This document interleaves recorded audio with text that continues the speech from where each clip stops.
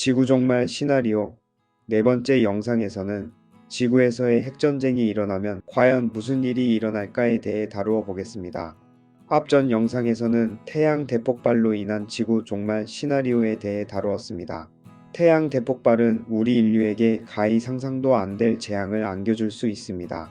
태양 대폭발이 지구에 들어닥친다면 태양 플레어로 인한 전자기기의 오작동을 불러일으킬 것이고 각국에 보유하고 있는 핵미사일의 오발 또는 미사일 항로 오류로 또 다른 피해와 오해가 생겨 핵을 보유한 국가들이 핵전쟁을 하는 불상사가 일어날 수도 있습니다.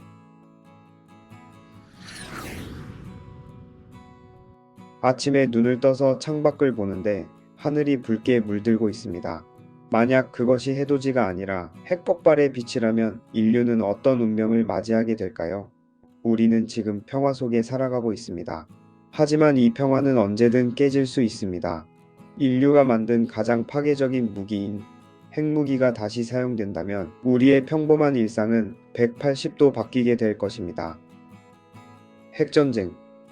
핵이 폭발한 순간 수십만 명이 순식간에 사라집니다. 붉은 버섯 구름이 솟아오른 후 하늘은 불타오르고 도시는 재로 변합니다. 그리고 살아남은 이들에게는 더 큰 고통이 기다립니다. 바로 방사능 낙진으로 인한 고통입니다. 방사능은 인체에 치명적인 영향을 줍니다. 인류뿐만 아니라 숨쉬는 모든 생명체들이 고통받게 됩니다. 핵폭발은 단순한 폭발이 아닙니다. 치명적인 방사능이 살아남은 이들의 몸을 서서히 파괴합니다. 또한 EMP는 전 세계의 전자기기를 무력화시켜 현대 문명을 한순간에 과거로 되돌려 놓게 됩니다. 도시는 무너지고 사회는 순식간에 혼란에 빠집니다. 깨끗한 물과 음식을 찾기 어려워지고 부상자는 치료받지 못해 죽음을 맞이할 것입니다. 운 좋게 살아남은 사람들은 살기 위해 뺏고 뺏기는 투쟁을 시작하게 될 것입니다. 시간이 지나 붉게 물들었던 화염이 점차 검은 구름으로 바뀌어 방사능 낙진이 지구의 하늘 전역을 뒤덮으며 핵겨울이 오게 됩니다. 검은 연기는 지구의 하늘을 뒤덮으며 태양빛을 가로막게 되고 태양빛을 받지 못함으로 지구는 점점 얼어붙게 됩니다. 기온이 급격히 하락함에 따라 땅에서 자라는 모든 식물과 농작물들이 자라지 못해 극심한 기근과 생태계에도 적신호가 켜지게 될 것입니다. 전 세계 인구는 급격히 줄어들게 되고 생존자를 찾기가 힘들어지게 될 것입니다. 핵폭발 이후 인류의 미래. 땅은 황폐해지고 문명이 퇴보된 소수의 생존자들은 극한 환경 속에서도 살아갈 방법을 찾아 지하도시를 건설하여 간간히 살아갈 수도 있습니다. 방사능으로 인해 생태계는 무너지고 방사능에 피폭된 생존자들은 돌연변이를 일으키거나 돌연변이를 아는 후손이 태어날 수도 있습니다. 수십 년 혹은 수백 년 동안 지구는 회복되지 못할지도 모릅니다. 인류가 이 시련을 극복할 수 있을지 아니면 문명이 무너진 채 새로운 암흑기로 접어들지 아무도 알 수 없게 됩니다. 핵전쟁은 가정이 아닙니다. 인류가 핵무기를 포기하지 않는다면 언제든 현실이 될 수 있는 위협입니다. 하지만 동시에 우리의 선택으로 막을 수 있는 미래이기도 합니다. 과연 인류는 이 마지막 선택 앞에서 현명한 길을 걸어갈 수 있을까요? 여러분은 어떻게 생각하시나요? 핵이 무기가 된 이유. 과연 핵은 어떻게 해서 우리 인류를 위협하는 무기가 되었을까요? 우선 핵 원료부터 알아보아야 합니다. 핵무기의 원료가 되기도 하는 농축 우라늄과 플루토늄은 핵개발 과정이 없어서는 안 되며 핵물질이 없다면 실제 존재하는 핵무기를 만들 수도 없습니다. 우라늄은 원자번호 92번으로 1789년 독일의 화학자 MH 클라프로트가 피치블렌드 광석에서 발견하게 됩니다. 피치블렌드의 학명은 우라니나이트로 검은색 금속을 말합니다. 피치블렌드는 독일 에르츠 산맥에 위치한 요아임스탈 근처 은광에서 처음 발견되었습니다. 은광에서 발견될 때는 이 광물이 나오면 은맥이 뚝 끊겨버리기 때문에 광부들은 이것을 검은 광물, 독일어로 피치블렌드, 즉 재수없는 광물이란 이름을 붙였으며 쓰레기장에 이 광물을 던지곤 했습니다. 그 뒤 이 광물에서 우라늄이 발견되고 우라늄으로 유리를 예쁘게 만들 수 있음이 알려져 채광이 시작됩니다. 그러다 퀴리 부부가 라듐을 발견하고 연쇄 반응이 발견됨에 따라 피치 블렌드를 포함한 우라늄광이 전략물자로 들어가게 되었습니다. 우라늄은 전성과 연성이 풍부한 은색 금속으로 방사능을 가지고 있습니다. 우라늄은 반응성이 커서 금속 상태는 물론 이산화물 상태에서도 불이 잘 붙고 특히 분말 상일 때는 더욱 쉽게 불이 붙습니다. 플루토늄 역시 핵폭탄이나 원자로 핵연료의 재료로 쓰이는 동위원소로 활용되는 재료입니다. 나사의 우주탐 사선용 원자력 전지도 대부분 플루토늄을 연료로 사용해왔고 1945년 미 육군항공대가 나가사키에 투하한 암호명 팻맨이라고 이름 붙여진 폭탄에도 플루토늄이 사용되었습니다.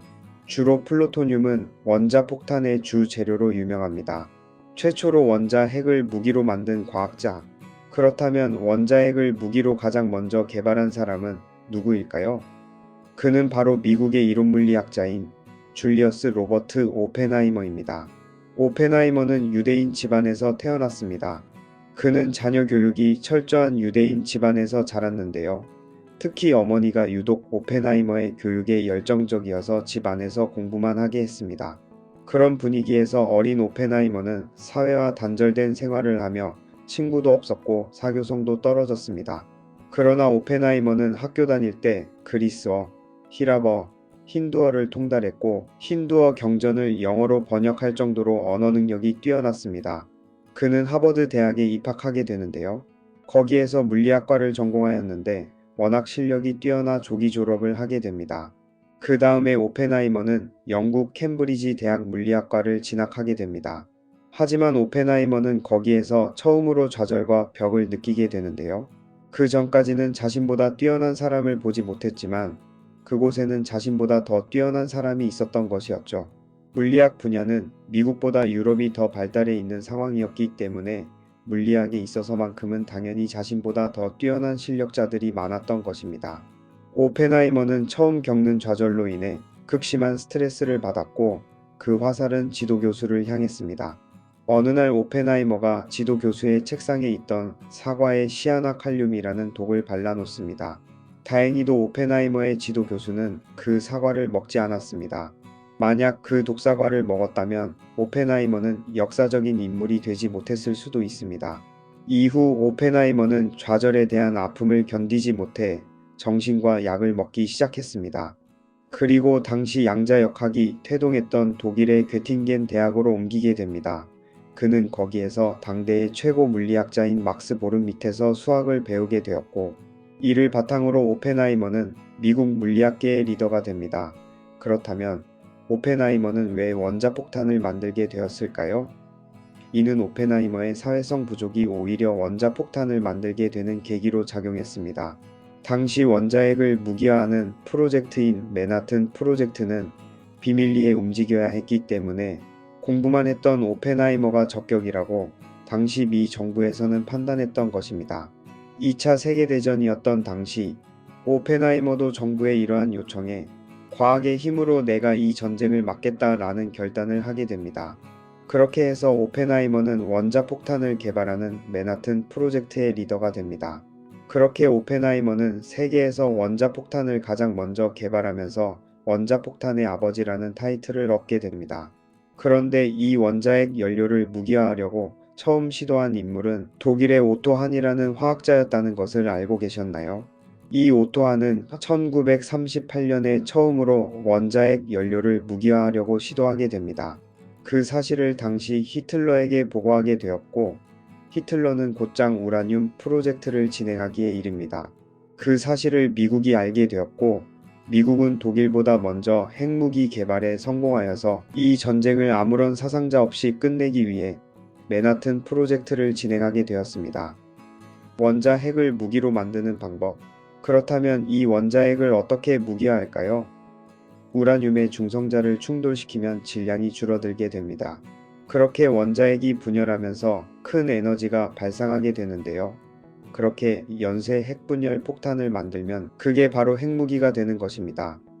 핵분열 대부분의 핵무기의 핵심은 우라늄 235U, 235 또는 플루토늄 22339Pu 239와 같은 무거운 원소입니다. 이런 동위원소는 불안정하기 때문에 중성자에 부딪히면 핵이 쉽게 쪼개질 수 있습니다. 첫 번째 단계에서는 기존의 폭발물을 사용하여 핵분열성 물질의 초임계 질량을 압축하고 생성합니다. 이 압축은 밀도를 증가시켜 원자 충돌 횟수를 증가시킵니다. 중성자 개시제는 추가 중성자를 방출하여 연쇄 반응을 시작하는 데 사용됩니다. 여기서 중성자 개시제는 핵무기의 방아쇠 역할을 합니다. 일반적으로 소량의 방사성 물질, 주로 폴로늄과 베릴륨, 혼합물 또는 이와 유사한 원소를 포함합니다. 연쇄 반응은 순식간에 진행되며 그 결과 핵분열 반응의 수가 기하급수적으로 증가합니다. 이 연쇄 반응에서 방출되는 에너지가 핵무기의 특징인 엄청난 폭발을 일으킵니다. 즉 중성자 개시제는 핵폭발에 필요한 연쇄 반응을 시작하는 데 중요한 역할을 합니다. 이는 베릴륨과 알파 중성자 반응을 통해 고에너지 중성자를 생성하는 알파 입자를 방출하여 이를 수행합니다. 이 중성자가 핵분열성 물질 덩어리에 도입되면 급속하고 자생적인 연쇄 반응을 일으켜 폭발의 특징인 엄청난 양의 에너지가 방출됩니다. 이렇게 핵분열성 물질이 연속적인 핵분열 반응을 겪으면서 열, 빛, 방사선의 형태로 엄청난 양의 에너지가 방출됩니다. 핵융합으로 더 발전된 핵무기에서는 핵분열 단계 이후에 두 번째 핵융합 단계가 발생할 수 있습니다. 여기에는 핵분열 폭발의 에너지를 사용하여 핵융합에 필요한 극한의 열과 압력을 생성하는 것이 포함되며 일반적으로 중수소 및 삼중수소와 같은 수소 동위원소를 사용합니다. 핵융합은 핵분열보다 훨씬 더 많은 에너지를 방출하며 수소폭탄 또는 H폭탄이라고도 알려진 현대 열핵무기의 엄청난 파괴력을 담당합니다. 폭발과 방사선, 핵폭발로 방출되는 에너지는 거대한 충격파를 생성하여 건물을 무너뜨리고 광범위한 피해를 입힐 수 있는 파괴적인 폭발을 일으킵니다. 폭발로 인해 발생하는 강렬한 열은 열 복사를 발생시켜 넓은 지역에 화재와 심각한 화상을 일으킬 수 있습니다. 이온화 방사선의 폭발은 바로 근처에 있는 생명체에 치명적일 수 있습니다. 또한 높은 고도에서 핵폭발이 발생하면 전자기 펄스가 발생하여 광범위한 지역의 전자장비를 방해하거나 파괴할 수 있으며 통신, 전력망 등에 영향을 미칠 수 있습니다. 폭발과 방사능 낙진 또는 지표면 근처에서 핵폭발이 일어나면 방사능 파편이 버섯구름으로 빨려 들어가 방사능 낙진으로 지구에 다시 떨어질 수 있으며 이는 장기적으로 건강의 위험을 초래할 수 있습니다.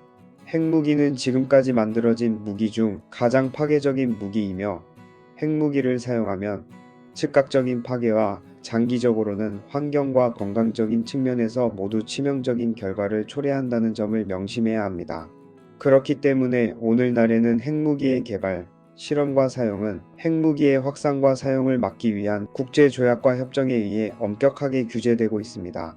다방면으로 사용되는 핵 원료는 어떤 목적으로 어떻게 사용되냐에 따라 우리 인류에 도움이 될 수도 아니면 인류의 종말을 초래할 수도 있습니다. 여러분은 어떻게 생각하시나요?